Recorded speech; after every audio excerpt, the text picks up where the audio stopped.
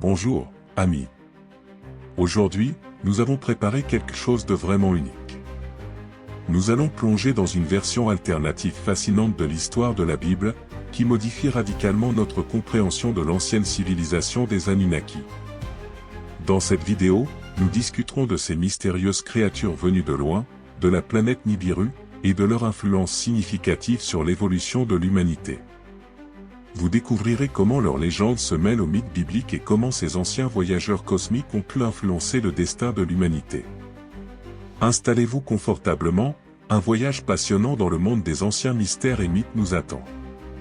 Il y a des milliers d'années, lorsque la Terre était encore jeune et que sa surface était constituée de territoires sauvages et inexplorés, des êtres mystérieux sont apparus à l'horizon, dont l'origine et les intentions demeuraient un mystère pour les créatures vivantes de l'époque. Ces êtres étaient connus sous le nom d'Anunnakis. Leur arrivée marqua un moment qui allait changer à jamais le cours de l'histoire de la planète. La Terre, à cette époque, était un monde lointain, peuplé d'océans bouillonnants, de rivières de lave et de paysages volcaniques. Seules existaient des formes de vie primitives, et la nature était en perpétuel changement. L'atmosphère était encore loin de son état actuel, et la planète elle-même représentait une sorte de laboratoire pour de futures expérimentations cosmiques. C'est à ce moment-là, alors que la Terre commençait tout juste à prendre forme, que des objets mystérieux sont apparus dans son ciel.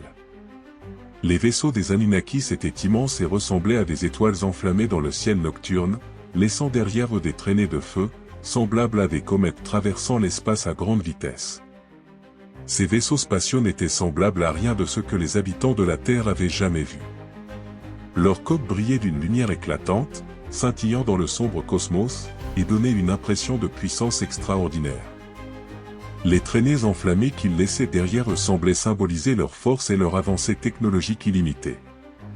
Lorsque leurs vaisseaux entrèrent dans l'atmosphère de la Terre, les habitants de la planète, s'ils avaient pu observer, auraient ressenti un mélange de terreur et d'émerveillement. De ces immenses vaisseaux stellaires descendirent des êtres qui ressemblaient à des dieux incarnés des mythes anciens. Les Anunnakis étaient grands, majestueux et vêtus de brillantes armures, qui reflétaient la lumière et créaient l'illusion de pouvoir magique. Ces armures rappelaient les légendes anciennes où les dieux étaient toujours représentés dans des armures étincelantes, prêts à la guerre ou à la domination.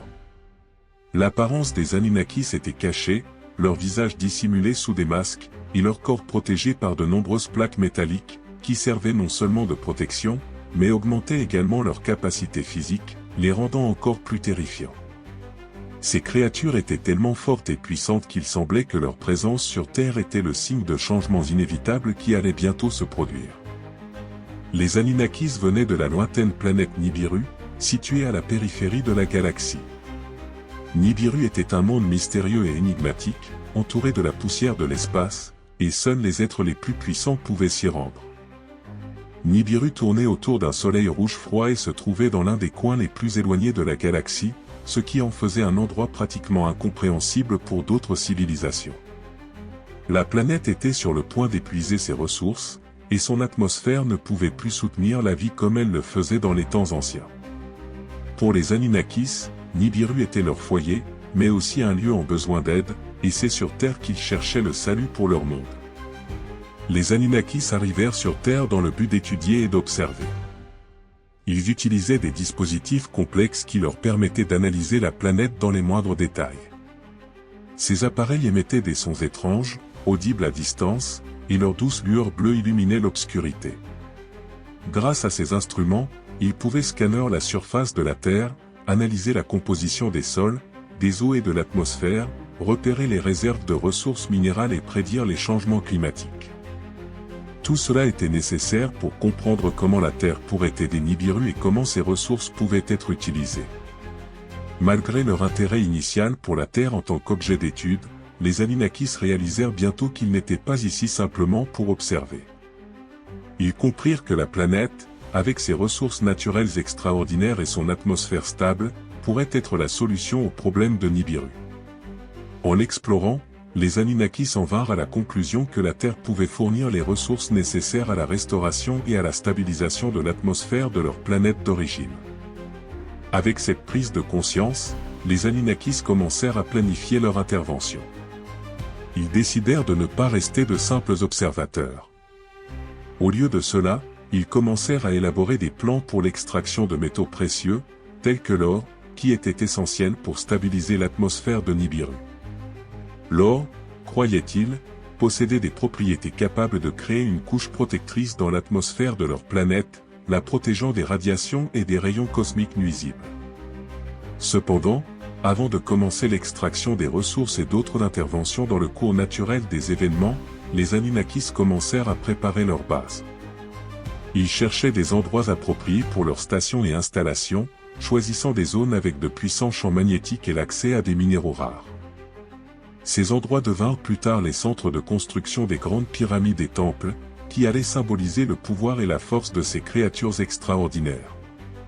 Ce n'était que le début de leur séjour sur Terre. Au départ, les Anunnakis étaient prudents et discrets, mais leur influence sur la planète devint bientôt évidente. Ils commencèrent à se préparer à la construction de colonies plus grandes et plus puissantes, ce qui marqua le début d'une ère qui allait changer le développement de l'humanité. Nibiru est une planète mystérieuse, située dans l'angle le plus éloigné de notre système solaire, où la lumière du soleil brille rarement et où les cieux sont enveloppés d'un voile de poussière cosmique. Elle orbite autour d'un soleil rouge froid, dont la lumière pâle est incapable de soutenir la vie sous ses formes habituelles, comme cela se passe sur Terre. La planète Nibiru est cachée à la plupart des astronomes et même aux observateurs terrestres, n'étant qu'un objet de mythe et de spéculation.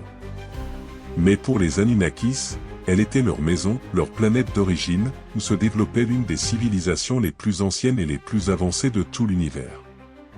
Sur Nibiru, il existait une société qui ne connaissait aucune limite au progrès. Les Anunnakis étaient devenus les plus grands maîtres dans les domaines de la technologie et de la magie, alliant habilement ces deux domaines du savoir. Grâce à des technologies bien plus avancées que celles de la Terre, ils avaient créé des machines puissantes leur permettant de manipuler les éléments de la nature et même de contrôler le temps. Leur connaissance de l'espace, des étoiles et des galaxies était si profonde qu'il semblait qu'ils pouvaient lire les étoiles comme un livre et comprendre les lois les plus complexes de l'univers. Cependant, malgré ces réalisations stupéfiantes, Nibiru faisait face à un énorme problème, l'épuisement des ressources naturelles. La planète, entourée de poussière et de débris cosmiques, possédait des réserves limitées de métaux et d'énergie, nécessaires pour maintenir la civilisation. Au fil des ans, le climat de Nibiru devenait de plus en plus rigoureux et son atmosphère de plus en plus instable. La planète, autrefois prospère, commençait à connaître de graves difficultés. Les champs d'or et les terres fertiles étaient devenus rares, et les sources d'énergie se tarissaient. Nibiru, bien que techniquement avancé, se trouvait dans une situation désastreuse, incapable de faire face seul à la crise. Cependant, grâce à leur connaissance et à leur expertise, les Anunnakis trouvèrent une solution. Ils se tournèrent vers les planètes voisines, y compris la Terre. Comprenant qu'ils ne pouvaient pas restaurer leurs propres ressources sans aide extérieure, les Anunnakis décidèrent de chercher leur salut dans d'autres coins de l'univers. Leur choix se porta sur la Terre, une planète riche en minéraux, en eau et en diverses ressources naturelles qui pourraient sauver leur monde d'origine. La Terre semblait être l'objet parfait pour l'exploitation. Les riches gisements d'or, de métaux rares, de pierres précieuses et d'autres minéraux attirèrent l'attention des Anunnakis. Ils cherchaient principalement de l'or, car ils croyaient que ce métal possédait une valeur énergétique particulière. Dans les anciens textes de Nibiru, il était dit que l'or pouvait être utilisé pour créer une couche protectrice dans l'atmosphère de la planète, capable de refléter les rayons du soleil dangereux et de protéger le monde des radiations galactiques. L'or devenait ainsi un élément clé dans leur quête de salut. En plus de cela, la Terre offrait une autre caractéristique importante, la présence d'eau. Pour les Anunnakis, l'eau était non seulement la source de la vie, mais aussi un élément vital dans leur processus technologique. L'eau était utilisée dans leur système complexe de refroidissement, et sa présence sur Terre leur permettait de créer des technologies plus avancées qui pouvaient aider à restaurer l'écosystème de Nibiru. Les Anunnakis réalisèrent qu'ils pouvaient non seulement exploiter les ressources de la Terre, mais que cette planète, avec son écosystème unique, pourrait être la clé de la survie de leur civilisation. Étant donné que la Terre était encore dans une phase précoce de son développement, elle représentait non seulement une source de ressources dont ils avaient besoin, mais aussi un terrain d'expérimentation et de transformation. Ils commencèrent à développer une stratégie d'intervention dans l'évolution de la Terre, afin d'utiliser ces ressources à leur fin et de contribuer à la restauration de l'atmosphère mourante de Nibiru. Nibiru n'était pas simplement une planète. C'était un lieu où résidaient les connaissances sur l'éternité et la destruction, où les Anunnakis ne vivaient pas simplement, mais étaient les gardiens du savoir sur la création et la destruction, les dépositaires de l'ancienne sagesse cosmique. Nibiru regorgeait de mystères, resté caché aux autres civilisations, et ces connaissances avaient été transmises par les Anunnakis au fil des générations. Toutes ces connaissances, enfouies dans les profondeurs de leur civilisation, étaient maintenant, après leur arrivée sur Terre, prêtes à être mises en pratique, et les Anunnakis commencèrent à les transmettre aux êtres humains, prêts à apprendre. Tandis que la Terre n'était pour les Anunnakis qu'une étape intermédiaire dans la recherche de solutions pour leur planète d'origine, ils étaient convaincus que leur intervention dans le développement de l'humanité serait inévitable. La Terre était la planète sur laquelle ils commencèrent à agir, et ils avaient l'intention de changer non seulement sa nature, mais aussi le destin de ses habitants. Cependant, cette intervention n'était pas sans conséquences, et l'avenir qu'ils préparaient pour la Terre restait un mystère. Après un long voyage à travers l'espace, les Anunnakis arrivèrent enfin sur Terre, une planète pleine de mystères inexplorés et de ressources abondantes. Contrairement aux humains, qui commençaient tout juste à apprivoiser la Terre, ils étaient des êtres hautement développés, possédant des technologies inaccessibles à l'humanité de l'époque. En atterrissant dans différentes régions de la planète, ils commencèrent à planifier et à réaliser leurs ambitieux projets. C'était une époque non seulement pour explorer la Terre, mais aussi pour transformer ces ressources en quelque chose qui pourrait sauver leur planète d'origine, Nibiru. Les Anunnakis comprenaient que pour restaurer l'écosystème de Nibiru, ils devaient agir rapidement et efficacement. L'un des éléments clés de leur stratégie était l'extraction de l'or. Ce métal était nécessaire pour stabiliser l'atmosphère de leur planète. Ils croyaient que l'or possédait des propriétés uniques qui aideraient à créer une couche protectrice dans l'atmosphère de Nibiru, capable de réfléchir les radiations et l'énergie cosmique. C'est pourquoi les Anunnakis commencèrent à construire des bases et des installations sur Terre, qui servaient non seulement à extraire les métaux précieux, mais aussi à mener des recherches scientifiques et à développer de nouvelles technologies. L'un des premiers et des plus significatifs projets des Anunnakis sur Terre fut la construction de majestueuses pyramides et temples. Ces structures, qui deviendront plus tard des symboles des civilisations anciennes sur Terre, étaient en réalité des créations des Anunnakis pour plusieurs objectifs. Tout d'abord, les pyramides servaient de centres énergétiques. Les Anunnakis utilisaient leur technologie unique pour créer des constructions capables d'accumuler et de concentrer l'énergie cosmique. Il ne s'agissait pas simplement de bâtiments architecturaux, mais de puissants générateurs d'énergie capables d'extraire la force de la Terre et de l'univers, permettant aux Anunnakis d'accomplir leurs tâches, y compris l'extraction et le traitement des minéraux précieux tels que l'or. Ensuite, les pyramides et temples servaient de centres de culte. Malgré leur puissance technologique, les Anunnakis étaient perçus par les habitants locaux comme des dieux, et leur présence sur Terre, leurs armures et leurs puissants vaisseaux suscitaient vénération et admiration.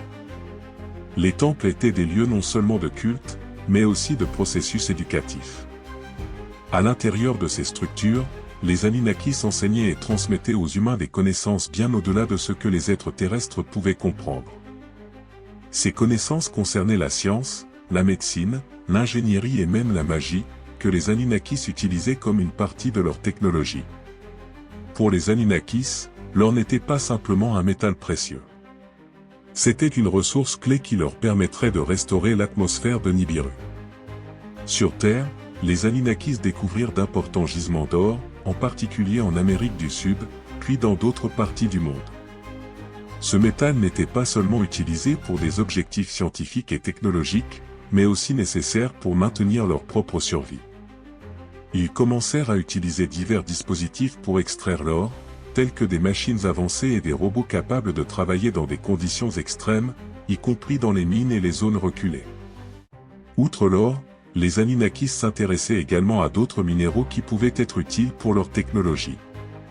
Ils commencèrent à explorer des minerais tels que le cuivre, l'argent, le quartz et d'autres matériaux rares qui pouvaient être utilisés pour créer leurs appareils et équipements de haute technologie. Grâce à ces ressources, ils approvisionnaient leurs colonies sur Terre, en créant des infrastructures et des technologies nécessaires à leurs opérations. Les Anunnakis créèrent également de nombreux laboratoires sur Terre, où ils menaient des expériences scientifiques. Ces laboratoires étaient équipés de technologies avancées, permettant aux Anunnakis d'effectuer des recherches sur la planète, d'étudier sa biosphère, ses minéraux, et même d'étudier la génétique humaine. Ils développaient de nouvelles méthodes d'extraction et de traitement des matériaux, améliorant ainsi leur technologie, et tentaient même de créer des formes de vie plus perfectionnées, ce qui faisait également partie de leur plan pour créer des « alliés » parmi les êtres locaux, les humains.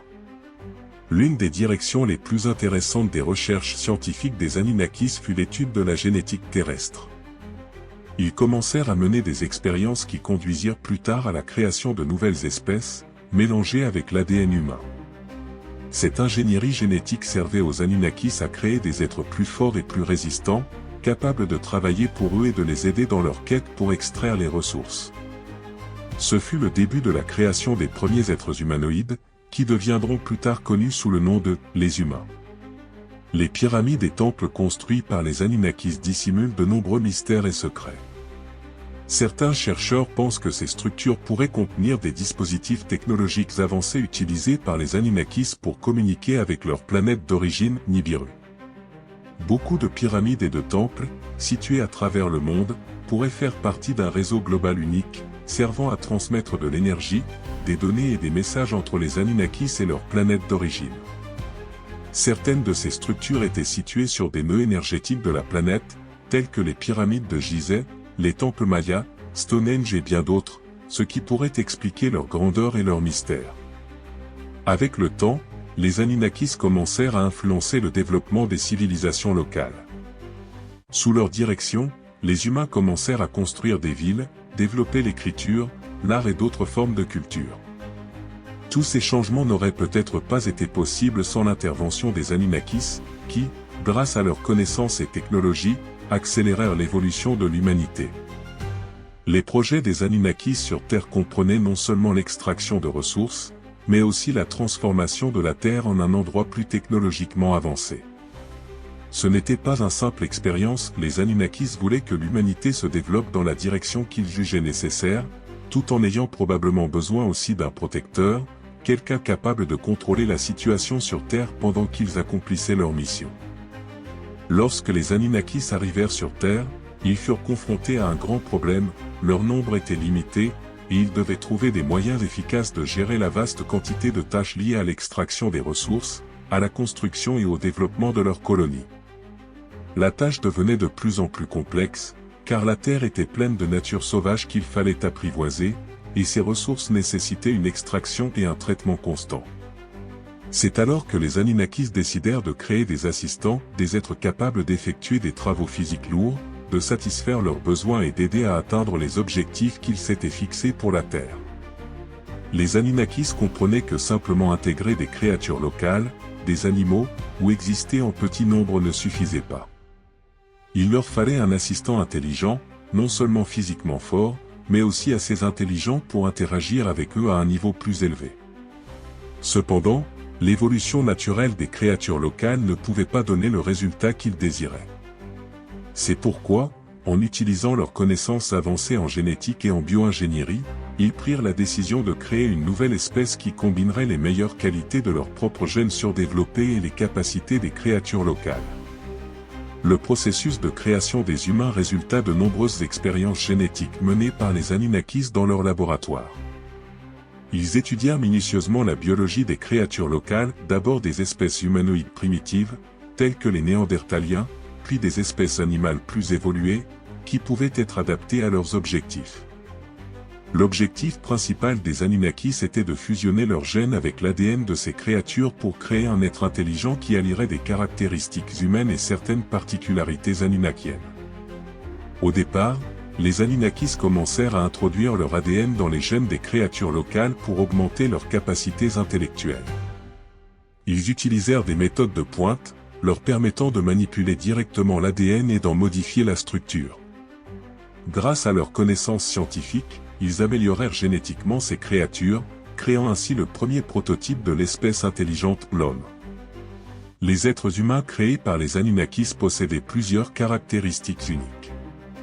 Leur corps physique était bien plus résistant et fort que celui des animaux ordinaires, mais en même temps suffisamment flexible et intelligent pour accomplir les tâches qui leur étaient confiées. Ils pouvaient travailler dans des conditions difficiles, tout en étant capables d'apprendre et de s'adapter à diverses situations, ce qui augmentait considérablement leur valeur en tant que travailleurs et assistants. Une fois les Anunnakis ayant terminé la création des humains, ils commencèrent à les utiliser dans diverses sphères de leurs activités. Les humains commencèrent à accomplir les tâches que les Anunnakis ne pouvaient pas ou ne souhaitaient pas faire eux-mêmes.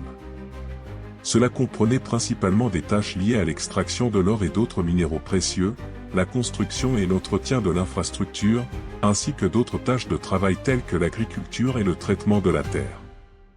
Les êtres humains devinrent également un élément clé dans la réalisation des projets des Anunnakis sur Terre. Puisque les Anunnakis étaient limités en nombre, les humains devinrent une ressource nécessaire pour créer et maintenir le bon fonctionnement de leur colonie.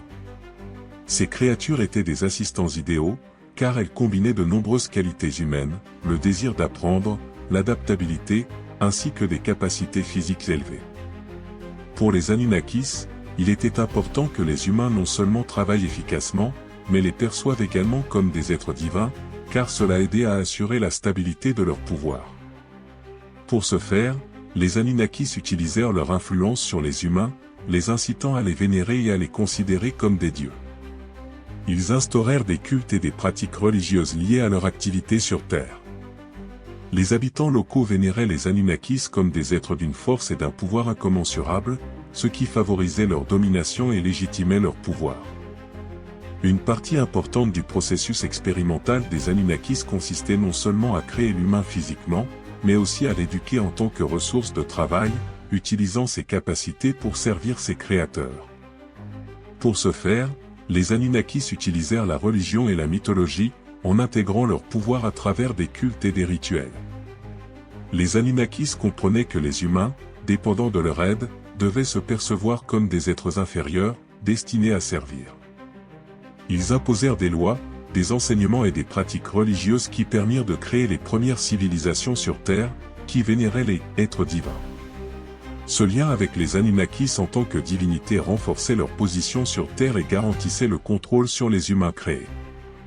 Il est également important de noter que la religion et la culture devinrent la base des premières civilisations, telles que Sumer, l'Égypte et d'autres, qui naquirent autour des enseignements anunnakiens. Les mythes sur les dieux venus du ciel et ayant créé les humains furent la base de nombreux textes religieux qui existent encore aujourd'hui. Pour les Anunnakis, la création des humains fut une expérience importante, visant à tester si des êtres intelligents pouvaient être utilisés comme une main-d'œuvre pour accomplir le travail nécessaire et soutenir leurs projets sur Terre.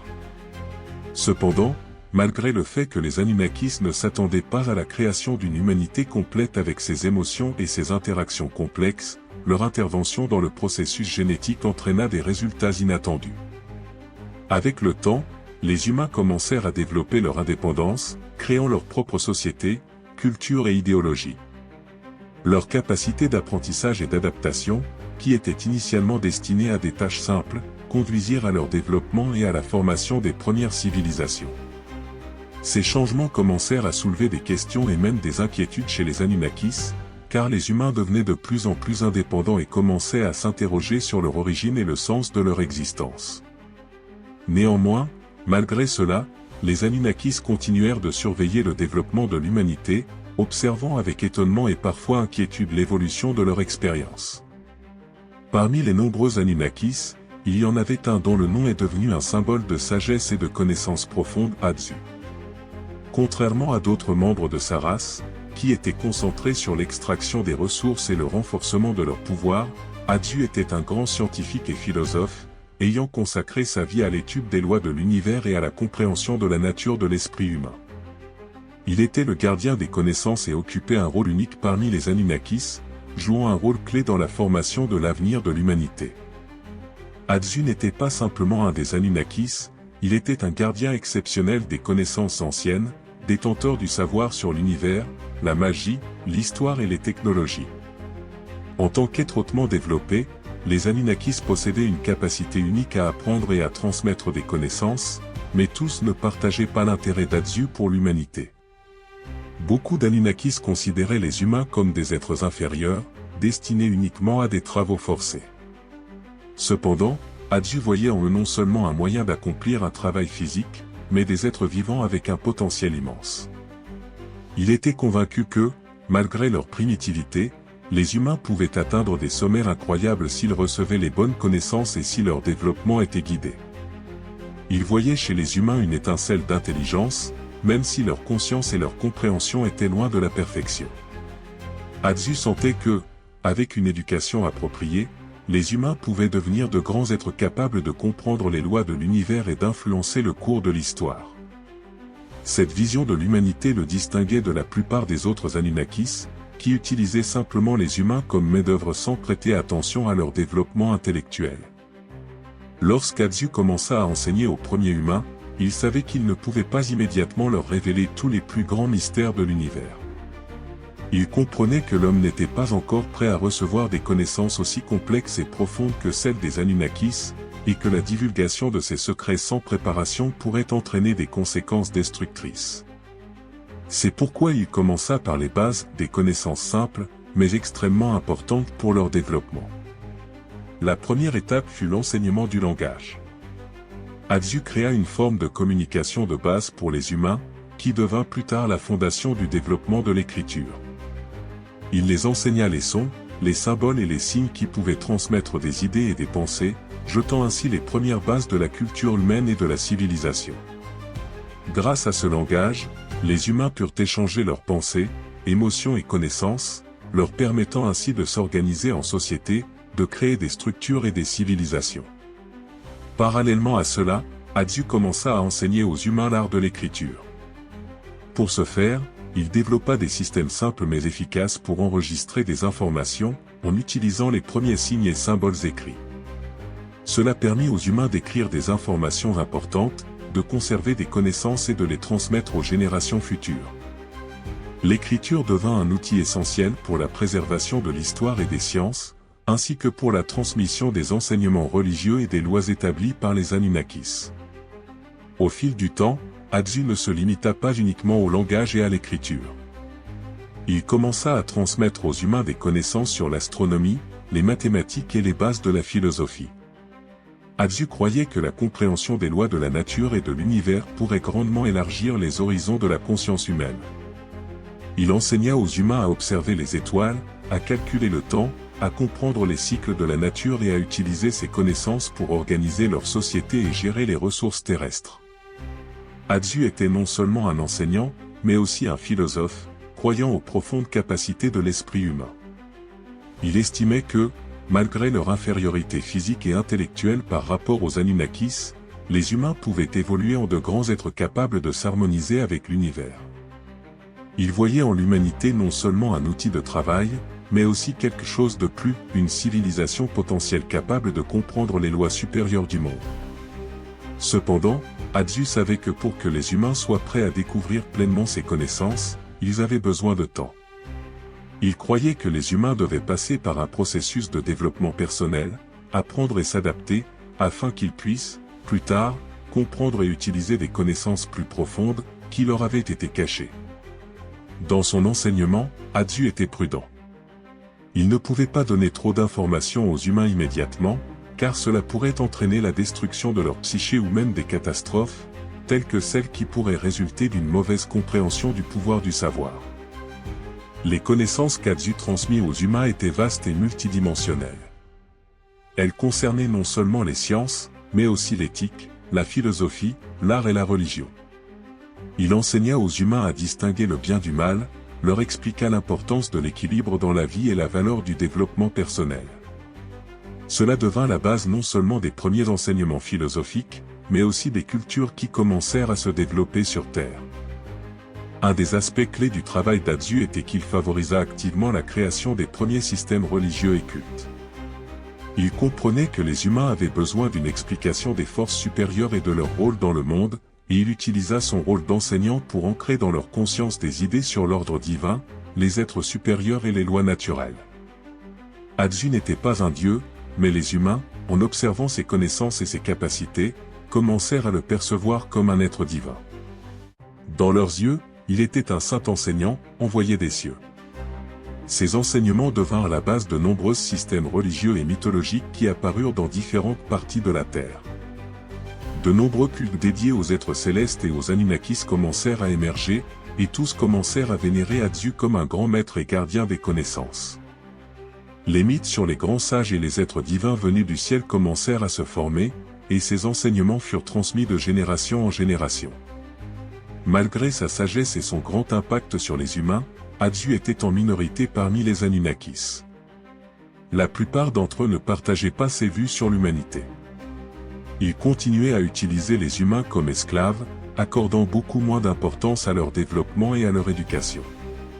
Adzu, quant à lui, pensait qu'en élevant les humains, il leur offrait une chance de devenir égaux aux Anunnakis dans le futur.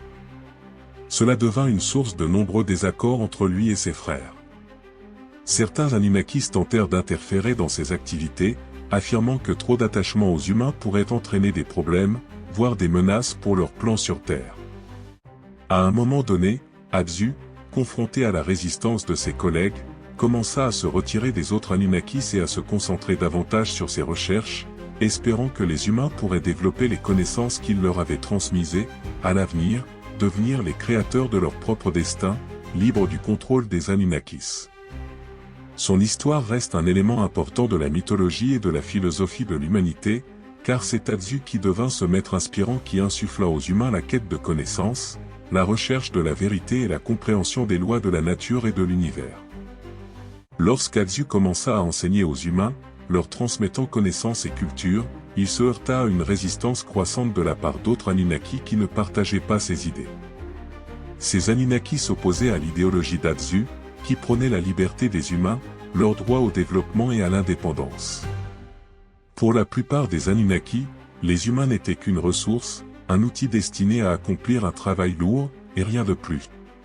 Ces divergences entre les partisans d'Adzu et ceux du modèle traditionnel des Anunnakis concernant l'humanité menèrent à de violents conflits internes parmi eux, qui se transformèrent en une véritable hostilité. Le conflit, qui avait débuté comme un simple débat sur la manière de traiter les humains, prit rapidement des proportions plus profondes et sérieuses. Les partisans d'Adzu croyaient que l'humanité devait se développer, qu'elle possédait un potentiel énorme capable de transformer le monde. Adzu voyait que si l'on accordait aux humains la liberté, et qu'on les formait aux sciences et à la culture, ils pourraient devenir un allié précieux pour les Anunnakis et atteindre eux-mêmes de grandes hauteurs. En revanche, la majorité des Anunnakis pensaient que, malgré leurs capacités, les humains étaient encore à un stade primitif de développement et qu'il ne fallait pas leur accorder trop de confiance. Ces Anunnakis ne croyaient pas que les humains puissent être aussi puissants qu'eux, ni qu'ils aient le droit d'être libres. Ils estimaient que la Terre devait rester sous le contrôle des Anunnakis, et que les humains devaient être soumis à leur pouvoir et esclavage. Pour eux, les humains n'étaient rien de plus qu'une force de travail, une ressource devant fournir aux Anunnakis des matériaux et des ressources comme l'or et d'autres trésors. Malgré tous les efforts pour résoudre le conflit de manière pacifique, les divergences entre ces deux groupes d'Anunnakis conduisirent finalement à une confrontation destructrice. Les partisans d'Adzu, croyant en le potentiel des humains et en leur droit au développement, commencèrent à conspirer et à protester ouvertement contre les méthodes autoritaires de leur père. En réponse, les Anunnakis attachés au maintien d'un contrôle strict intensifièrent leur pression, exigeant qu'Adzu et ses partisans cessent leur ingérence dans les affaires humaines. Le conflit s'intensifia et, finalement, il devint impossible de le résoudre par des moyens pacifiques. Les contradictions internes parmi les Anunnakis menèrent à la Grande Guerre, une guerre non seulement pour le pouvoir, mais aussi pour l'avenir de la Terre et de l'humanité. Les Anunnakis, divisés en deux camps, se lancèrent dans des combats féroces, où toutes les technologies et forces à leur disposition furent utilisées. La Grande Guerre des Anunnakis n'était pas simplement un conflit, c'était une confrontation sur le plan technologique, magique et cosmique. Chaque camp utilisait ses développements scientifiques avancés pour prendre le dessus. Des vaisseaux spatiaux, des batailles dans les cieux, des armes énergétiques dévastatrices, tous ces éléments devinrent partie intégrante de la lutte. Les Anunnaki adhérant à une politique stricte utilisaient des armes technologiques et énergétiques hautement avancées, capables de détruire non seulement des zones géographiques, mais aussi la structure même de la Terre. Ils employaient des armes capables de provoquer des tremblements de terre, de changer le climat et même de perturber l'atmosphère.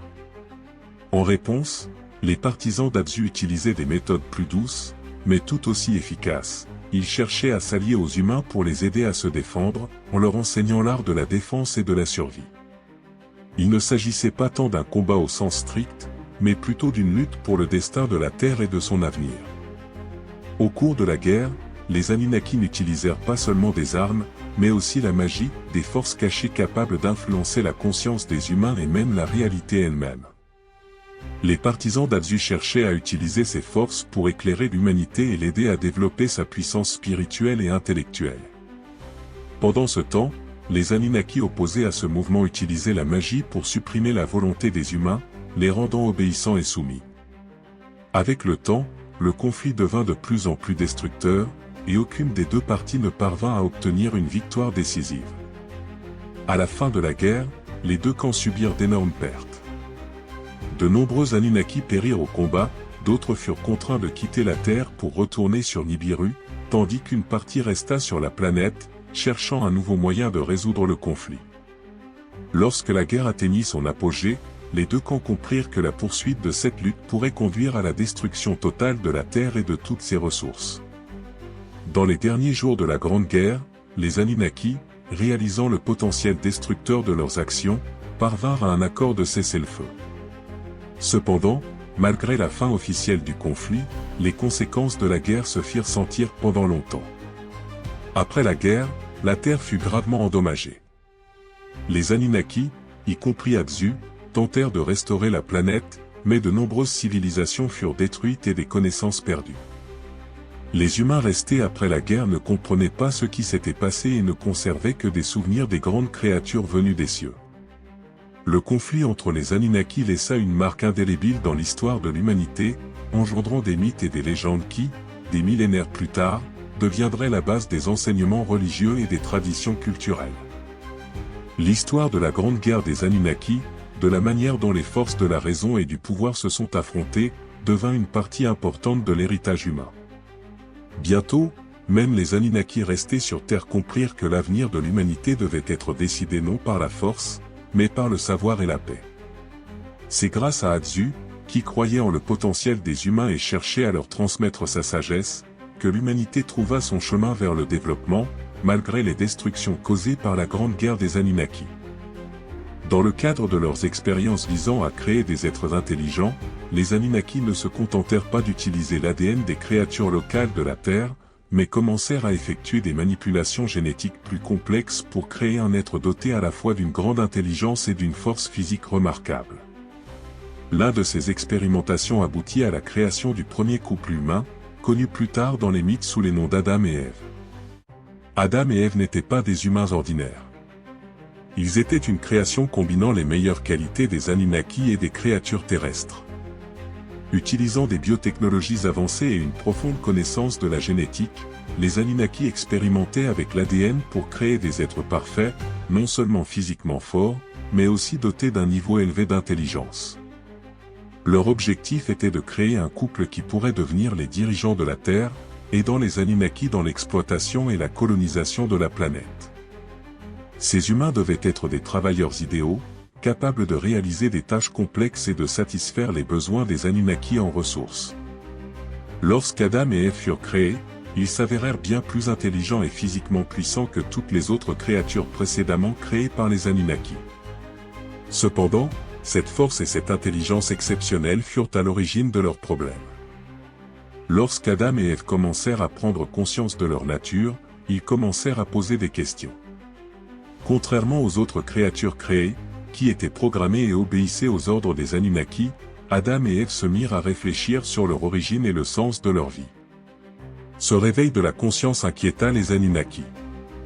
En effet, ils ne s'attendaient pas à ce que leur création, conçue comme des êtres obéissants, puisse manifester des traits tels que l'autonomie, la raison et la volonté de vivre.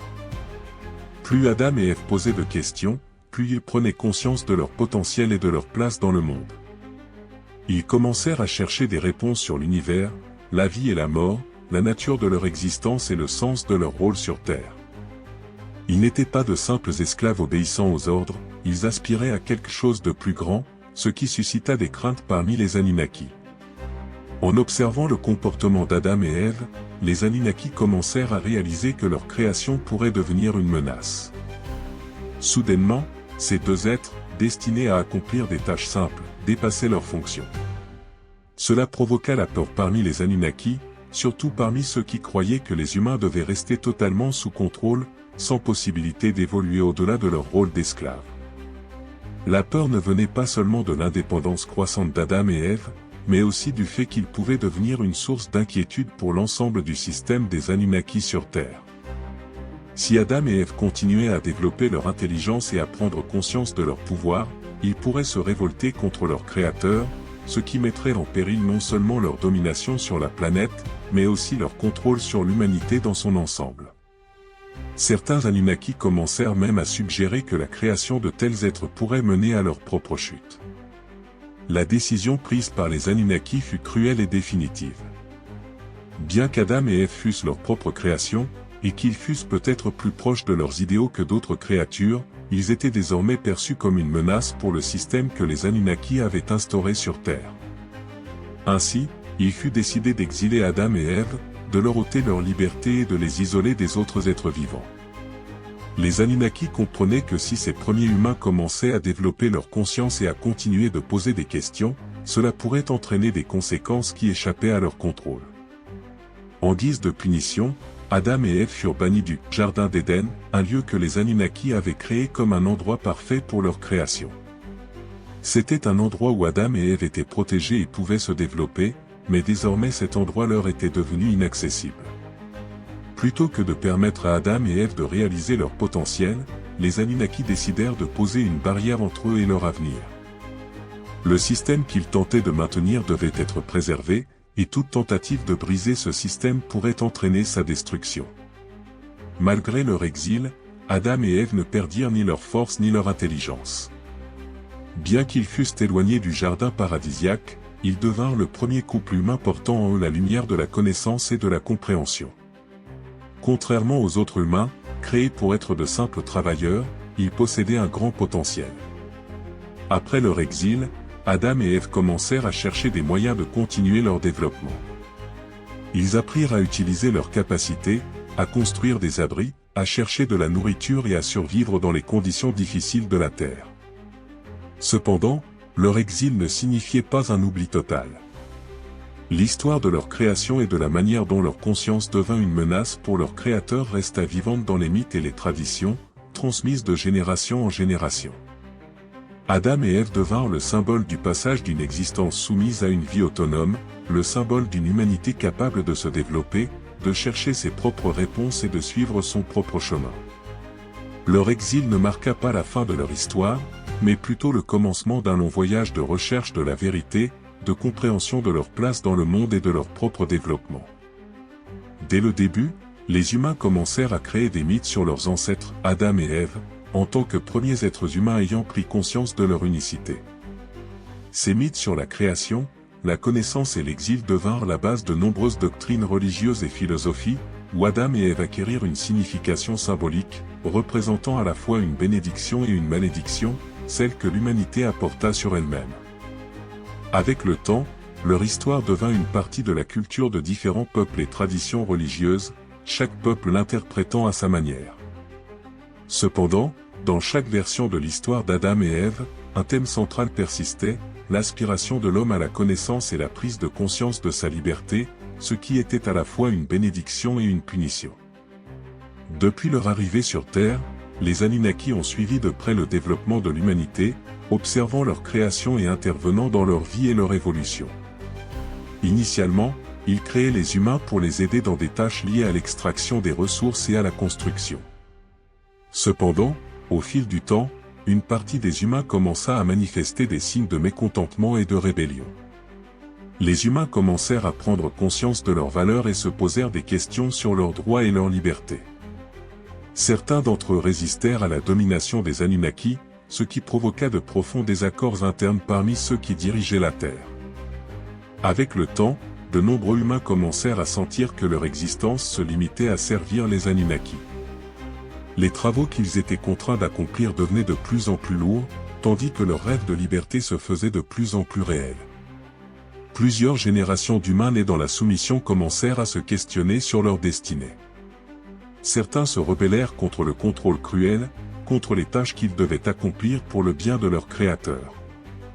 Ils cherchaient des moyens d'acquérir la liberté et résistèrent à l'exploitation. Beaucoup se tournèrent vers les anciens mythes et légendes, transmises de génération en génération, espérant qu'un jour quelqu'un pourrait les libérer de l'emprise des Anunnaki.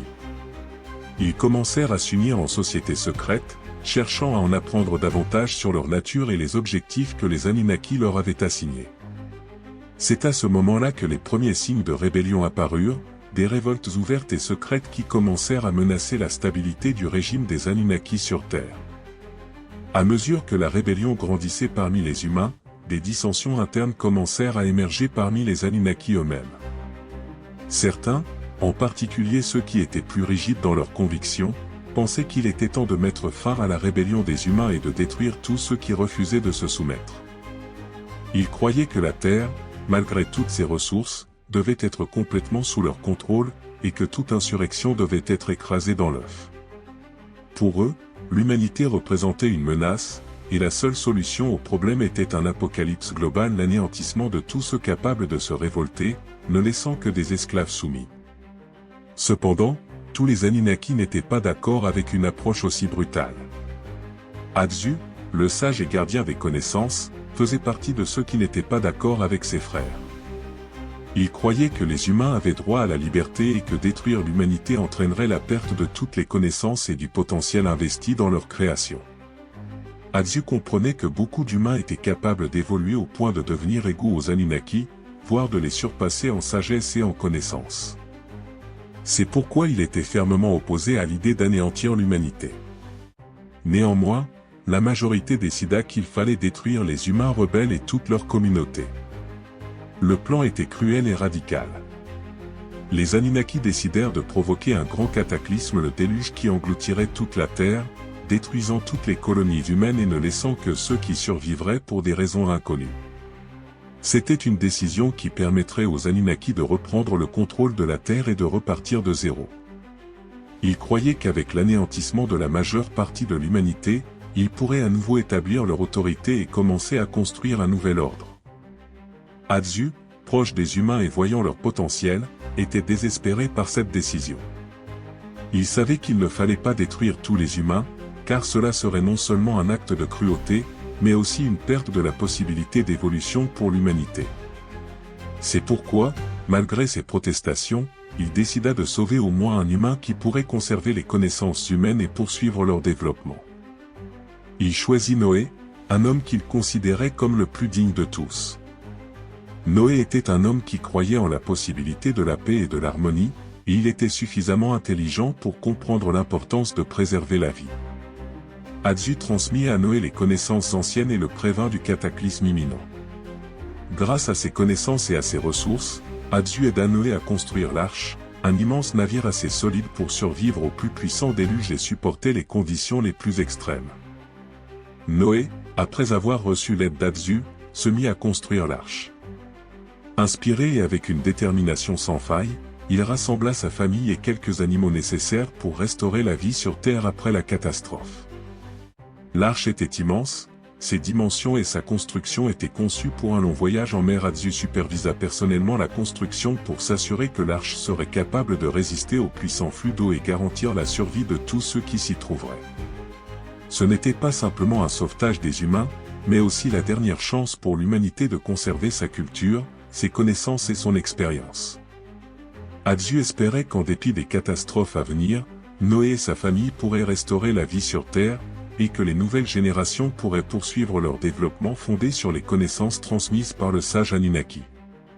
Lorsque le grand déluge arriva, les Anunnaki mirent leur plan à exécution. D'immenses masses d'eau inondèrent les continents, détruisant les civilisations et effaçant les traces des humains qui résistaient à leur autorité. Noé et sa famille, à bord de l'arche, survécurent à la catastrophe. Le déluge engloutit la majeure partie de la Terre, détruisant de nombreux peuples et ne laissant que ceux qui étaient suffisamment sages ou chanceux pour survivre. Lorsque les eaux se retirèrent, la terre semblait vide et dévastée. Cependant, Noé, sa famille et ceux qui étaient avec eux continuèrent à vivre, malgré toutes les privations. Ils commencèrent à restaurer la vie, en se basant sur les connaissances et la sagesse qu'ils avaient emportées avec eux dans l'arche. Bientôt, ils commencèrent à peupler la terre, et à chaque nouvelle génération, l'humanité reprenait son chemin de développement. Pour les Anunnaki, cette étape marqua un tournant dans leur relation avec l'humanité. Le déluge ne se contenta pas de détruire une partie des humains, mais il montra que les Anunnaki ne pouvaient plus contrôler le développement de la Terre comme ils le faisaient auparavant. Le grand déluge devint le symbole du passage des anciens ordres vers de nouveaux. Il marqua la fin d'une époque et le début d'une autre, où les humains survivants après la catastrophe commencèrent à construire leur propre destin, indépendamment des Anunnaki. L'histoire du grand déluge est restée dans les mythes et les traditions de l'humanité comme un rappel qu'il y aura toujours un lieu sur Terre pour la lutte pour la liberté et la survie, et aussi que même les forces les plus puissantes, comme les Anunnaki, ne peuvent pas contrôler totalement leur destin. Après que le grand déluge se soit calmé et que les eaux aient commencé à se retirer, le monde, ainsi que toute la civilisation humaine, fut englouti par le silence et le vide. La Terre, couverte de couches d'eau et de débris, semblait être une planète toute nouvelle. Ceux qui avaient survécu à la catastrophe, dont Noé et sa famille, se retrouvèrent parmi les rares survivants prêts à recommencer leur vie. Mais derrière tout cela, il ne s'agissait pas seulement d'une catastrophe naturelle, mais aussi d'une rencontre importante qui allait non seulement changer leur destin, mais aussi l'avenir de toute la planète. Lorsque les eaux se retirèrent et que Noé et sa famille purent débarquer, ils se retrouvèrent sur un territoire nouveau et inconnu, presque dépourvu des repères familiers. Ils découvrirent que de nombreuses anciennes constructions et implantations avaient disparu, et la nature semblait unique et modifiée. Cependant, parmi ces changements, Noé ressentit quelque chose d'inhabituel. Il savait que sa vie avait été sauvée non seulement grâce à ses propres efforts, mais aussi par la volonté de force inconnue qu'il avait observée, lui et sa lignée, tout au long de cette période. Dès que Noé et sa famille établirent leur premier camp, les messagers des Anunnaki se présentèrent. Ce moment était décisif, car c'était eux qui, non seulement avaient joué un rôle clé dans le sauvetage de Noé, mais allaient également déterminer quel avenir attendait l'humanité. Les Anunnaki, qui jusque-là avaient été guidés par des décisions et actions cruelles, se trouvèrent maintenant devant Noé avec une proposition qui semblait pouvoir changer leur relation à jamais. Les représentants des Anunnaki, à la tête de ceux qui n'étaient pas d'accord avec la destruction de toute l'humanité, se présentèrent à nouveau devant Noé. Dans leurs yeux, il n'y avait plus cette détermination froide et autoritaire qui caractérisait autrefois les extraterrestres venus soumettre la Terre. Au contraire, dans leur voix se faisait entendre un mélange de respect et de contrition. Les Anunnaki comprenaient que leur plan de destruction de l'humanité avait non seulement échoué, mais était aussi incomplet. Ils prenaient conscience que la mort de la majorité des humains ne résolvait pas les problèmes de leur existence sur Terre. Noé se tenait devant eux, fatigué mais déterminé, sachant que son peuple devait aller de l'avant. Il était celui qui non seulement avait survécu, mais qui avait pris la décision cruciale de préserver l'humanité. Les Anunnaki, en signe de respect pour son courage et sa dignité, promirent qu'ils ne tenteraient plus jamais de détruire l'humanité. Au lieu de la violence, ils décidèrent de quitter la planète et de donner aux hommes une chance de se développer, mais avec certaines conditions qui devaient faire partie de leur nouvelle vision du monde. L'alliance conclue entre Noé et les Anunnaki devint un moment crucial dans l'histoire de l'humanité. Les Anunnaki promirent qu'ils n'interviendraient plus jamais dans les affaires humaines de manière nuisible. La Terre devait enfin devenir une planète autonome, où les hommes pouvaient se développer et construire leur avenir, sans subir les interventions constantes des êtres supérieurs. Cependant, en échange, les Anunnaki posèrent une condition importante: les connaissances et la sagesse qu'ils avaient transmises à l'humanité devaient être préservées et transmises à travers les générations. Les Anunnaki promirent que les connaissances de l'univers, la sagesse qu'ils avaient acquise au fil de milliers d'années, resteraient entre les mains de l'humanité. Cependant, il était important de ne pas oublier que ces connaissances devaient être transmises en tant que don, et non comme une arme. Les Anunnaki soulignèrent qu'ils attendaient que l'humanité utilise ces informations de manière responsable, pour le progrès et l'harmonie, et non pour la destruction et la violence. Cette alliance devint la base d'une nouvelle ère dans l'histoire de l'humanité. Les éléments les plus importants de cet accord étaient que les Anunnaki pouvaient désormais observer le développement de la Terre, mais sans intervenir directement dans ses affaires. Les hommes devaient développer leur civilisation en s'appuyant sur la sagesse transmise par leur créateur, mais en respectant pleinement l'ordre naturel et leur indépendance. Après la conclusion de l'Alliance, les Anunnaki remirent à Noé et à ses descendants des rouleaux écrits des connaissances. Ces connaissances étaient consignées sur des rouleaux représentant des symboles et des signes décrivant les bases des sciences, des mathématiques, de l'astronomie, ainsi que des philosophies et des enseignements spirituels.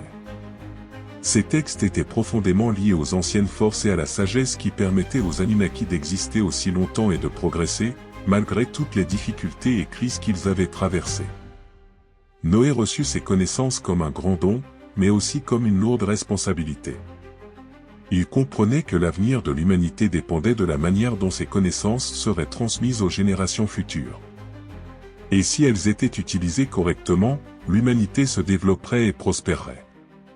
Sinon, les conséquences seraient catastrophiques. Après la conclusion de l'Alliance, les Anunnaki commencèrent à se préparer à leur départ. Leur grande présence sur Terre touchait à sa fin. Ils quittèrent la planète, la laissant entre les mains des hommes. Cependant, dans leur cœur demeurait un sentiment d'inachèvement. Ils comprenaient que l'humanité, comme ils l'avaient fait, devait suivre son propre chemin, en affrontant des difficultés, mais aussi en acquérant la possibilité de grandeur. Noé et ses descendants prirent sur eux la responsabilité de préserver la paix et les connaissances qui leur avaient été données. L'alliance des Anunnaki devint un symbole important pour les nouvelles générations humaines, un rappel que la liberté et le développement ne sont possibles que grâce à la reconnaissance de la responsabilité envers les connaissances et les forces qui ont été données à l'humanité. L'alliance conclue devint la base d'une philosophie et d'une vision du monde qui serait transmise à l'humanité à travers les siècles. Elle devint un élément important des anciens enseignements religieux, y compris ceux qui deviendraient plus tard une partie des textes bibliques. L'alliance des Anunnaki avec Noé devint aussi le symbole que, malgré les chutes et les erreurs, l'humanité a toujours eu une chance de repartir à zéro, de créer et de se développer. Ainsi, ce moment ne fut pas seulement la fin d'une époque, mais aussi le début d'une nouvelle ère, où l'homme, malgré ses origines, devint un être autonome, doté de la liberté de choix et de la responsabilité de ses actions envers le monde et ceux qui lui avaient donné la vie et la sagesse. Après que les Anunnaki aient quitté la Terre, l'humanité est entrée dans une nouvelle phase de son développement. Cependant, malgré le départ de ces puissantes entités, leur influence sur la planète n'a pas disparu. Au contraire, avec leur disparition a commencé une nouvelle ère de culte, de mysticisme et de prophétie. Les gens ont commencé à percevoir les Anunnaki comme des dieux, croyant qu'ils possédaient des connaissances et des pouvoirs qui dépassaient la compréhension humaine. Le thème de leur retour est devenu l'un des plus discutés et importants dans les mythes et les religions. Après le départ des Anunnaki, les habitants de la Terre, les percevant comme des êtres divins, ont commencé à créer des cultes et des pratiques religieuses dédiées à leur vénération. Dans différentes régions de la planète, des temples et des sanctuaires ont vu le jour, où les gens priaient, espérant le retour de leur créateur. Ce culte ne se limitait pas seulement à des représentations anthropomorphes. Les gens croyaient que les Anunnaki n'étaient pas simplement des êtres venus d'une autre planète, mais des forces qui contrôlaient l'ordre de l'univers et possédaient des connaissances capables de changer le cours de l'histoire. Dans ces temples, divers artefacts liés aux Anunnaki étaient conservés, des tablettes de pierre, des bijoux ornés de symboles inconnus, des outils, utilisés peut-être dans leurs expériences avec l'humanité. Ces objets étaient considérés comme des reliques sacrées, et leur vénération devenait une partie importante des rituels religieux. Au cœur de ces cultes, il y avait souvent l'idée du retour, comme un signe que l'humanité retrouverait un jour l'accès aux connaissances et aux pouvoirs qui lui avaient été transmis. Avec le temps, les prophéties liées aux Anunnaki ont commencé à se répandre dans le monde entier. Dans les anciens textes religieux et les livres sacrés, on a commencé à faire mention du retour des « êtres célestes » qui étaient venus du grand cosmos pour aider les hommes. Ces histoires ont été adaptées aux diverses traditions culturelles et croyances. Dans certaines religions, elles ont pris la forme de prophéties, prédisant que les Anunnaki reviendraient à la fin des temps, lorsque le monde serait sur le point de grands changements. Les prophéties décrivaient que l'arrivée des Anunnaki serait accompagnée de signes et de miracles. La Terre devrait traverser des événements catastrophiques, tels que des guerres, des catastrophes naturelles, voire des changements climatiques mondiaux. Mais après ces souffrances et destructions, lorsque l'humanité serait au bord de la survie, les Anunnaki reviendraient pour établir un nouvel ordre, aider à restaurer la paix et transmettre des connaissances cruciales pour l'avenir. Ils redeviendraient des enseignants et des protecteurs, élèveraient l'humanité à un nouveau niveau de développement et apporteraient l'harmonie. Les légendes affirmaient que leur retour serait lié à la restauration non seulement de la civilisation, mais aussi de l'illumination spirituelle.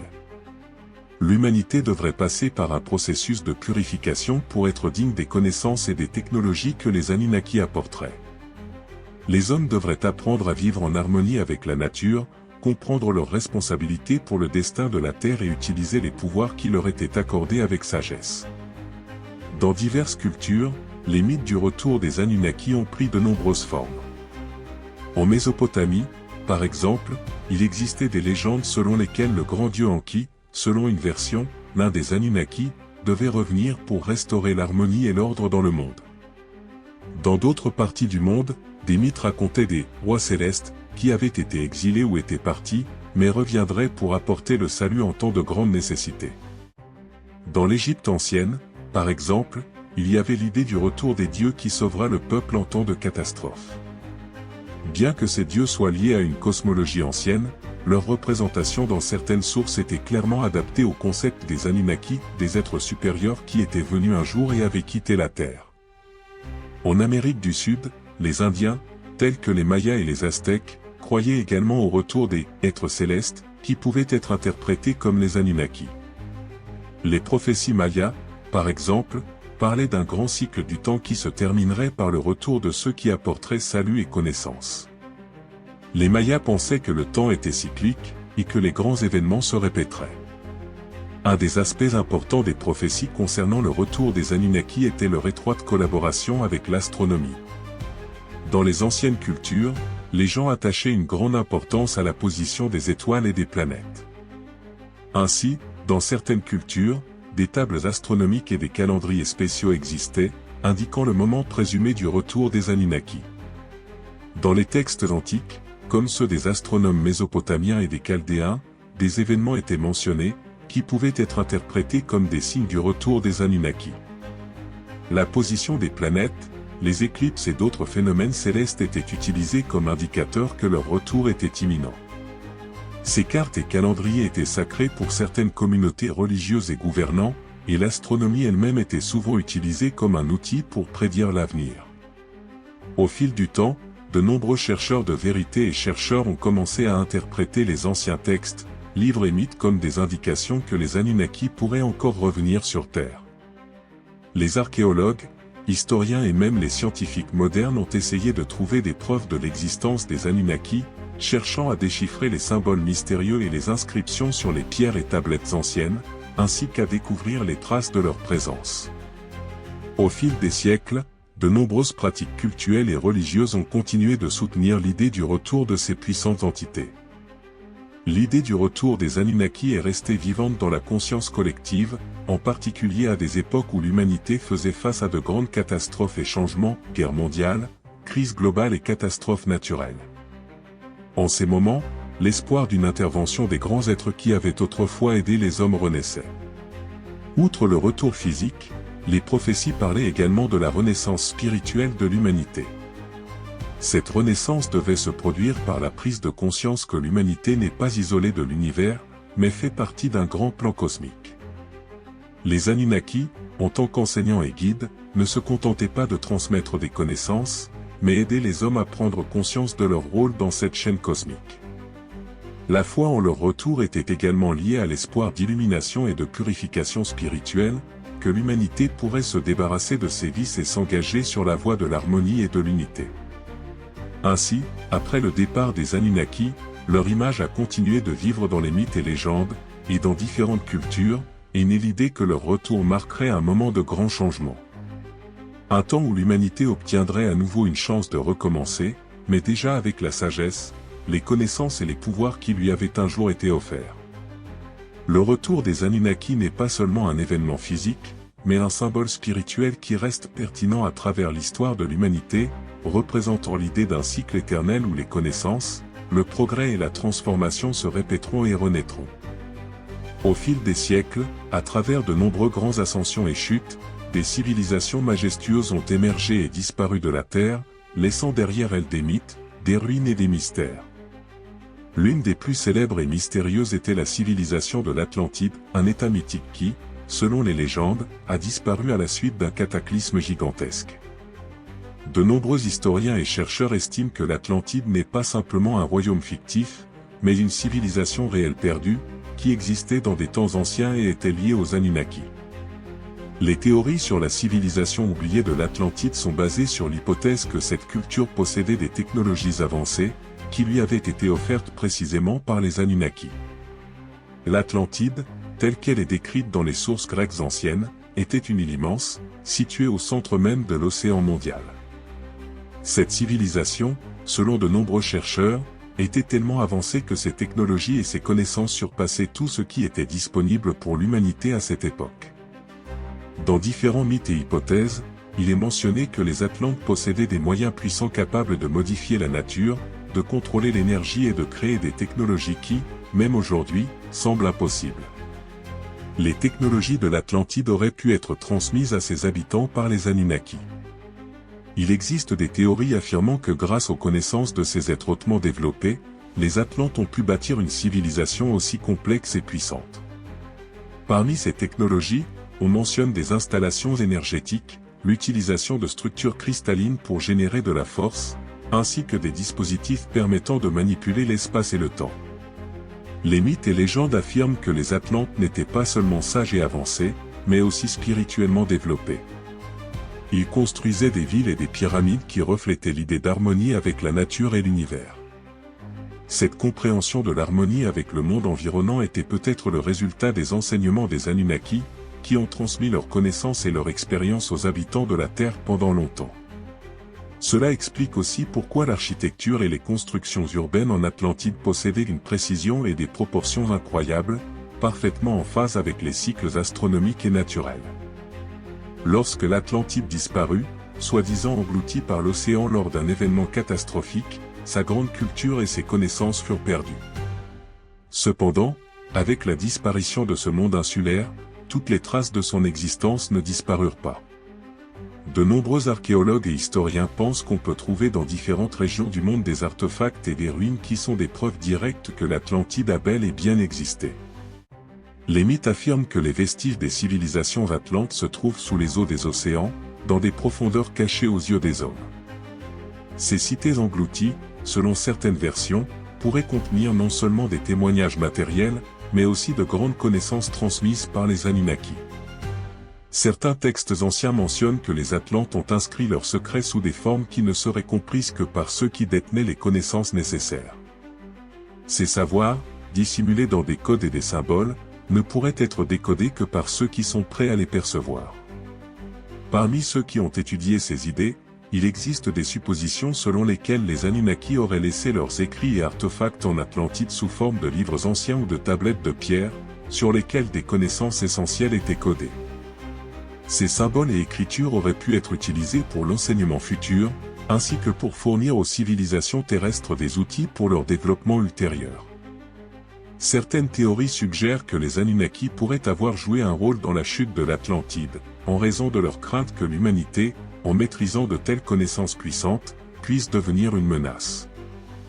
D'autres interprétations avancent que la civilisation des Atlantes était si proche des idéaux des Anunnaki qu'ils n'ont pas voulu intervenir dans leur destin, laissant leur développement suivre son cours, ce qui a mené à la catastrophe. Selon ces théories, les Anunnaki auraient pu dissimuler leurs connaissances et technologies dans des recoins secrets du monde, peut-être dans des lieux inaccessibles aux hommes ordinaires, comme des pyramides, des temples enfouis sous terre ou dans des cités englouties. Des mythes ont vu le jour selon lesquels, un jour, les humains pourraient découvrir ces mystères et retrouver les forces anciennes, ouvrant à nouveau la voie au grand progrès. De nombreux chercheurs et archéologues cherchent à découvrir ces secrets, pensant que la clé des technologies perdues de l'Atlantide pourrait être cruciale pour le futur développement de l'humanité. Dans diverses cultures, et particulièrement dans les enseignements ésotériques et les traditions mystiques, il est souvent mentionné que l'Atlantide était non seulement le berceau des technologies avancées, mais aussi le lien entre les connaissances anciennes des Anunnaki et le développement humain. Cet espace n'était pas seulement le gardien des technologies, mais aussi la source de sagesse qui devait être transmise au moment propice de l'histoire. Les mythes affirment qu'il est possible qu'à un moment donné, dans une période critique pour l'humanité, les connaissances de l'Atlantide soient à nouveau révélées. Dans ce contexte, l'Atlantide devient un symbole non seulement d'une civilisation perdue, mais aussi du progrès futur. Certaines cultures croient même que lorsque l'humanité sera prête, la civilisation oubliée pourra être retrouvée, et ces connaissances conduiront à une nouvelle ère d'illumination. Les recherches modernes en archéologie, ainsi que diverses hypothèses, suggèrent que l'Atlantide pourrait avoir été bien plus vaste qu'une simple île dans l'océan Atlantique. Certains scientifiques supposent que l'Atlantide pourrait avoir fait partie d'un réseau plus large de civilisations anciennes, couvrant de vastes territoires comme l'Amérique du Sud, l'Afrique ou même des régions aujourd'hui considérées comme inexplorées. Il existe des théories selon lesquelles l'Atlantide n'était qu'une partie d'un vaste réseau d'îles et de continents liés aux Anunnaki, et qu'après le cataclysme, seule une petite partie de ce monde fut engloutie par l'eau. Cette hypothèse donne naissance à l'idée que plusieurs civilisations oubliées, enveloppées de mythes, pourraient être cachées dans les profondeurs marines, attendant celui qui découvrira leurs secrets.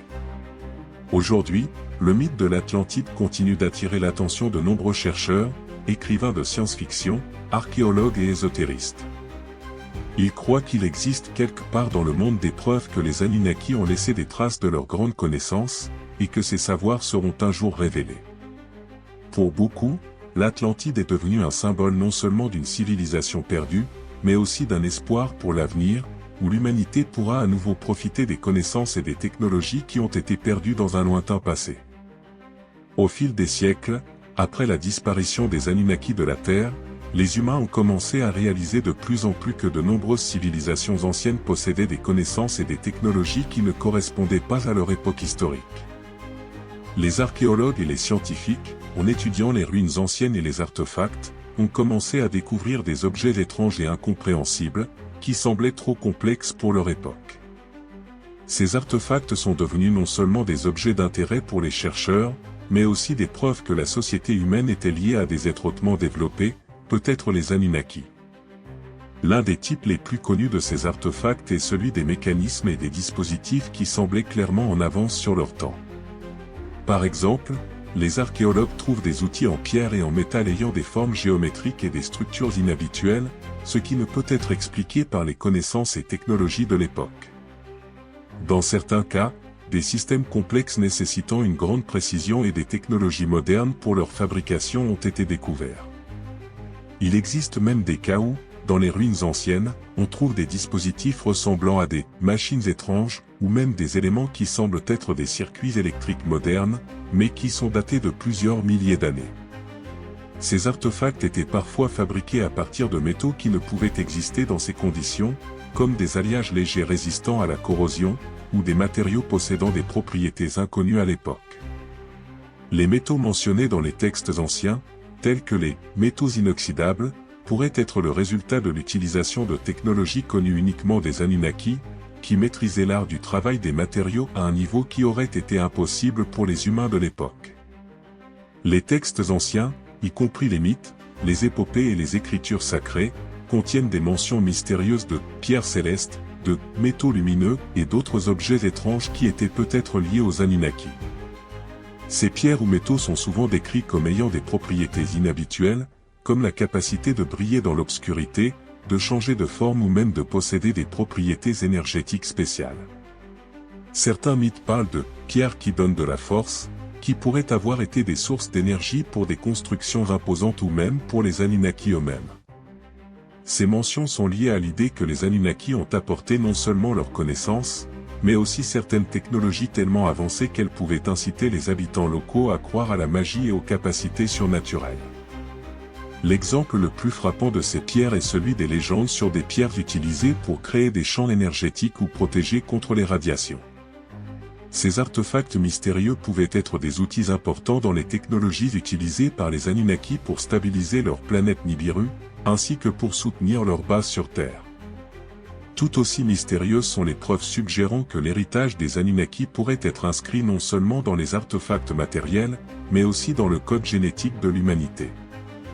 Pendant des siècles, les scientifiques ont mené des recherches pour comprendre l'origine de l'homme et ses relations avec d'autres espèces. Certaines de ces recherches ont révélé des questions sans réponse. Par exemple, des particularités étranges de l'anatomie humaine et de l'ADN, qui ne peuvent être expliquées par l'évolution. Dans certains mythes et textes, il est mentionné que les Anunnaki ont utilisé des manipulations génétiques pour créer l'homme. Ces manipulations auraient pu laisser des traces dans le code génétique, que les scientifiques ont commencé à détecter avec les méthodes modernes d'analyse de l'ADN. Certaines de ces particularités, telles que la capacité étonnante de l'homme à s'adapter, le développement rapide de l'intellect et les complexités de l'anatomie, pourraient être le résultat de l'intervention d'êtres extraterrestres. De plus, les légendes sur des dieux et des héros dotés de capacités surhumaines pourraient être des échos de rencontres humaines avec les Anunnaki. Ce n'étaient peut-être pas simplement des mythes, mais des souvenirs de la façon dont ces dieux transmettaient leurs connaissances, leurs caractéristiques génétiques, voire des traits physiques, qui ont permis aux humains de se développer plus rapidement et d'atteindre des sommets inédits.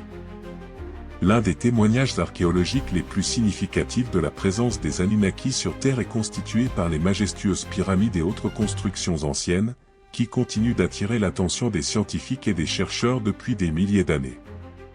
Les pyramides d'Égypte, du Mexique et d'autres régions du monde présentent des formes géométriques inhabituelles, parfaitement alignées avec des objets astronomiques. Ces structures ne sont pas seulement des merveilles architecturales, mais pourraient également être les traces de technologies anciennes transmises par les Anunnaki. Beaucoup de ces pyramides ont été construites en tenant compte de facteurs tels que les champs gravitationnels, les cycles solaires et stellaires, ainsi que les énergies terrestres. Ces structures possédaient souvent des propriétés qui dépassaient la compréhension des connaissances humaines de l'époque. Par exemple, les pyramides pouvaient utiliser l'énergie géothermique ou être réglées sur des fréquences de vibration spécifiques, affectant l'énergie de la Terre ou son atmosphère. La question de savoir comment et pourquoi ces bâtiments ont été érigés avec une telle précision et splendeur n'a toujours pas de réponse claire. De nombreux chercheurs, en prenant en compte la supériorité technologique évidente des anciennes constructions, commencent à suspecter qu'elles n'ont pas seulement été construites avec des technologies terrestres, mais aussi avec des connaissances transmises par les Anunnaki. Dans les lieux où des civilisations anciennes ont été découvertes, on trouve souvent des inscriptions impossibles à expliquer à partir des langues connues de l'époque. Ces inscriptions peuvent être des symboles, des codes ou des chiffres transmettant non seulement de l'information, mais aussi des connaissances plus profondes sur l'univers, le cosmos et la nature humaine. Certaines de ces inscriptions peuvent être liées aux Anunnaki, car ils ont peut-être utilisé leur propre système d'écriture et de symboles pour transmettre des connaissances aux générations futures. Par exemple, en Mésopotamie et dans d'autres pays anciens, des tablettes ont été trouvées avec des symboles inhabituels et des textes qui, à ce jour, n'ont pas été entièrement déchiffrés. Ces inscriptions et images, sur lesquelles on peut voir des figurines d'êtres très inhabituels, similaires aux représentations des Anunnaki, pourraient indiquer leur présence dans ces cultures.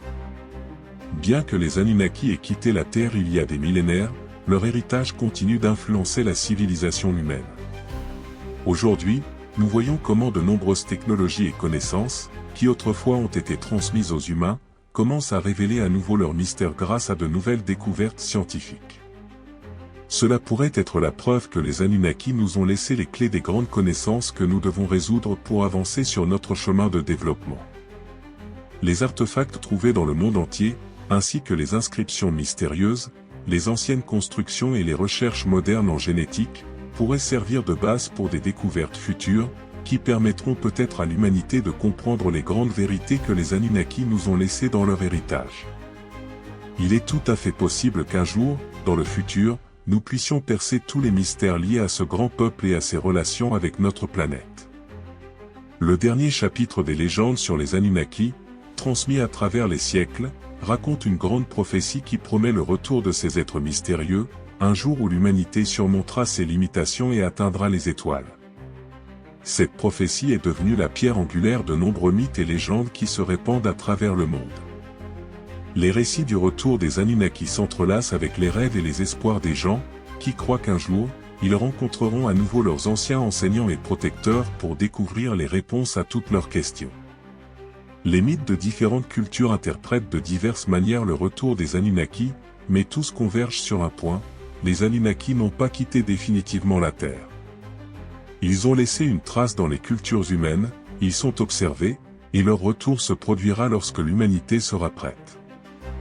De nombreuses sources, des textes sumériens aux théories ufologiques contemporaines, évoquent des prédictions selon lesquelles les « dieux stellaires » reviendront du ciel pour diriger à nouveau l'humanité et la guider sur le chemin de la vérité. Les traditions affirment que les Anunnaki quitteront leur planète d'origine, Nibiru, qui s'approche périodiquement de la Terre, et que leurs vaisseaux spatiaux traverseront à nouveau les frontières du système solaire. Ce moment, pensent certains, sera lié à de grands changements sur la planète, une percée scientifique et technologique qui permettra à l'humanité de parvenir à un stade où nous pourrons partir dans l'espace et explorer non seulement notre système solaire, mais aussi d'autres galaxies. Selon les mythes, le retour des Anunnaki sera lié au moment où les humains seront capables de voyager dans l'espace et de coloniser d'autres planètes. Cependant, ce n'est pas seulement un accomplissement technologique. Il est considéré que l'humanité doit passer par une transformation spirituelle, nous devons apprendre à utiliser nos connaissances pour le bien de tous les êtres vivants, et non pour la destruction et la conquête. Ce n'est que lorsque les humains feront preuve de sagesse, à un niveau que les Anunnaki pourraient leur enseigner, qu'ils seront prêts pour leur rencontre.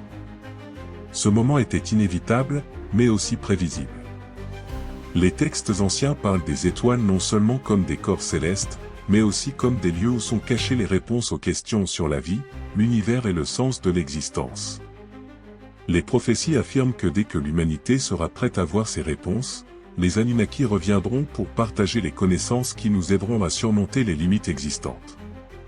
Le retour des Anunnaki aura des conséquences non seulement pour les humains, mais aussi pour toute la Terre. Les mythes mentionnent que les Anunnaki possèdent non seulement des connaissances scientifiques, mais aussi des pouvoirs magiques capables de modifier la nature même de la planète. Il est possible qu'ils apportent des technologies qui aideront la Terre à guérir des catastrophes écologiques, à restaurer l'équilibre perdu et à rendre l'atmosphère et le climat propices à la vie pendant de nombreuses années. Selon les anciennes prophéties, c'est le retour des Anunnaki qui offrira à l'humanité une chance de transformation finale. Peut-être nous aideront-ils à atteindre l'harmonie avec la nature, nous apprendrons à utiliser les ressources de la planète plus efficacement et nous aiderons à résoudre les problèmes mondiaux tels que la faim, les maladies et la pauvreté. Ils pourraient ramener aux humains des connaissances perdues sur la façon d'interagir avec les forces naturelles, et partager la sagesse qui sous-tend l'existence de l'univers. Il est prévu que le retour des Anunnaki s'accompagne de l'apparition de leurs vaisseaux stellaires, comme dans les temps anciens. Ces vaisseaux spatiaux seront bien différents de ceux utilisés il y a des millions d'années. Dans les mythes et les théories ufologiques contemporaines, il existe une idée selon laquelle les Anunnaki pourraient utiliser des vaisseaux ultra-technologiques capables de se déplacer non seulement par la force physique, mais aussi par manipulation du continuum espace-temps.